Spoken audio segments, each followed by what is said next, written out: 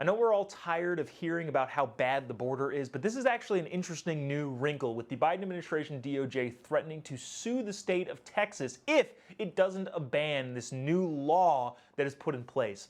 In mid-December, Governor Abbott signed a new law that would make it a Class B misdemeanor for migrants, illegal immigrants, to cross the border into Texas.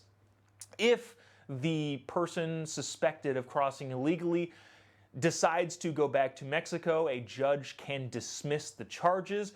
But if not, they can get sentenced for crossing the country, crossing into the state of Texas illegally, and repeat offenders can get sentenced for longer times. Now, obviously, the problem that the federal government has is this is a federal issue. It says in the Constitution that all border issues are the job of the federal government.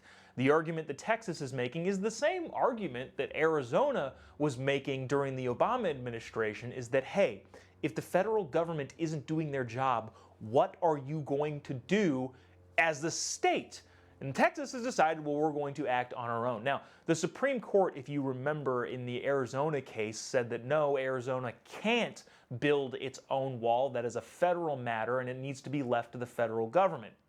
This, again, I think was back in like 2012 or something. I might be fuzzy on the years here, but know that it happened.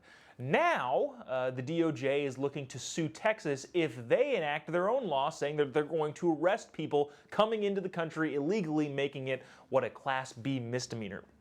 Greg Abbott, the governor of Texas, is saying, well, if the federal government isn't going to do their job, it's not that the state is going to do their job for them. What he's saying, and this makes a lot of sense legally speaking, if the federal government isn't going to do anything about the border, what they're de facto saying then it should be left up to the states. Because remember, if the federal government isn't going to do something on any particular issue, it's left up to the states. That's actually how the country was designed to work in the first place. The federal government was supposed to be super limited. It is not anymore. And the states were the ones that were supposed to have a lot of the rules. So if the federal government decides not to act on any particular piece of law, then it's inherently up to the states to do that job. Probably the most recent example is abortion. The federal government said, well, we're not going to be involved in this, and it'll be a state's issue. So by default, the issue goes back to the states. The federal government, the Biden DOJ, says that the state of Texas has until January to abandon the plan to make it a misdemeanor. And Governor Abbott is saying, well, we will countersue and we will defend our position because our position is completely defensible. Now, what I think will probably happen, Governor Abbott says we'll take this all the way to the Supreme Court. The Supreme Court could say, well, the precedent is that the federal government's job is the border and it's not the job of the states, and so they probably will resort back to, again, I think that Arizona bill that also ended up going to the Supreme Court saying, no, you can't do this. But at the same time, maybe on a brighter note, the Supreme Court also can tell the administration, no, you have to do your job, because if the Texas state government sues the federal government in response to them being sued, the Supreme Court, or the courts in general, can rule and say, well, the administration does actually need to follow the law, which is, I think, the only thing that people want in the first place. If the federal government was following its own rules set forth by Congress, then we wouldn't have this mess on our hands. Also, just to bring up some statistics, if you remember in 2019, I think it was the New York Times that wrote an article that said 73,000 people have crossed into the border this year or whatever under Donald Trump. That's who's causing the crisis.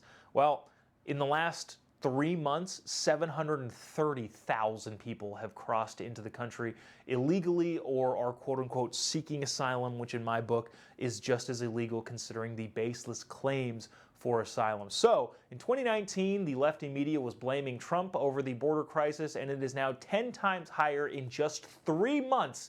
And again, don't quote me on the statistics there.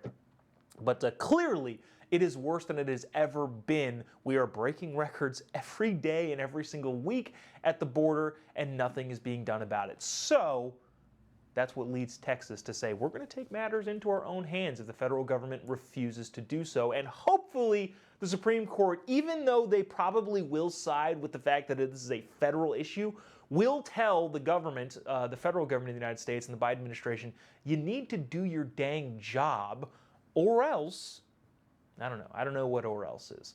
Maybe the Supreme Court telling the Biden administration they need to do their job will give some cover to the Congress to impeach Biden over his handling of the border, among many of the other things that they could probably also impeach him for.